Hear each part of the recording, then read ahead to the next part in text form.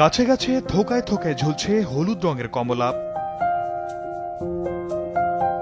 মুসাবি রেজা অভি নামে এক যুবক তার 5 বন্ধুকে নিয়ে 2022 সালের 16 একর পরিত্যক্ত জায়গায় গড়ে তোলেন কমলার বাগান। বর্তমানে তার বাগানটিতে দার্জিলিং, মান্ডারিং, চায়না, ছাতকি সহ 450-র বেশি জাতের কমলা রয়েছে। তাদের এই কৃষি প্রজেক্টের নাম দিয়েছে কৃষজ। জমিতে সম্পূর্ণ জৈব বা প্রাকৃতিক সার এবং ভার্মি কম্পোস্ট ব্যবহার করা হয়। প্রতিদিন বিভিন্ন স্থান থেকে কমলার বাগান দেখতে আসছেন নানা বয়সী মানুষ। কমলা বাগানে যা যাবতীয় লাগে পরিচর্যা করতে সব বিষয়ে আমি আর কি কার্যক্রমে নিত্য থাকি।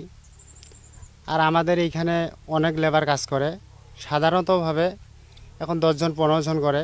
সময়তে যখন বেশি লাগে তখন আমরা আবার 30 জন 40 জন পর্যন্ত আমরা এখানে কাজ করি।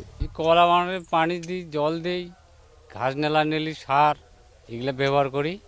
আর এগুলার কাজ করি এখানে প্রায় 3 বছর থেকে কাজ করতেছি। এইখানে কাজ করি, আমাদের সংসার সুন্দরভাবে চলে। আর এইখানেই আমরা প্রতিদিনই কাজ করি। বাগান মালিক জানান, মাত্র 2 বছরে আশানুরূপ ফল পেয়েছেন তারা।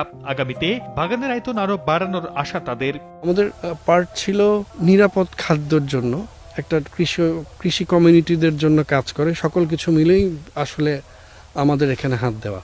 তো আমাদের 16 একরে জায়গা ছিল, আমরা 6 জন মিলে কাজে হাত দিই। 2022 সাল থেকে এটা আমরা শুরু করি এবং এই গাছগুলি তখন করি পুরনো 2.5 বছরের গাছ। আমাদের আসলে প্রজেক্টে একটু ভাবে সাজানো ছিল যে আমাদের একটা হচ্ছে ফল, এই ফলের মধ্যে কমলা আছে, মালটা আছে, পেয়ারা আছে, বড়ই আছে, লেবু আছে। আর এর বাইরে সাথী ফসল হিসেবে প্রায় 14, 15, 16 রকমের আমরা সবজি করছি। সেই সবজির মধ্যে কাসাবা আছে, শসা আছে, তারপরে আমরা এই ফল একটা, সবজি একটা, সাথে আরেকটা করছি আমরা চারা। চাষিদের কমলা চাষে উদ্বুদ্ধ করতে পারলে আমদানি নির্ভরতা কমবে বলে মনে করেন এই কৃষি কর্মকর্তা।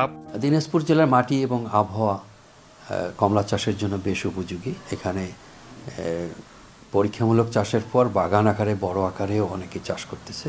এগুলো ফলনও ভালো পাওয়া যাচ্ছে, কৃষকের জন্য এটা লাভজনক।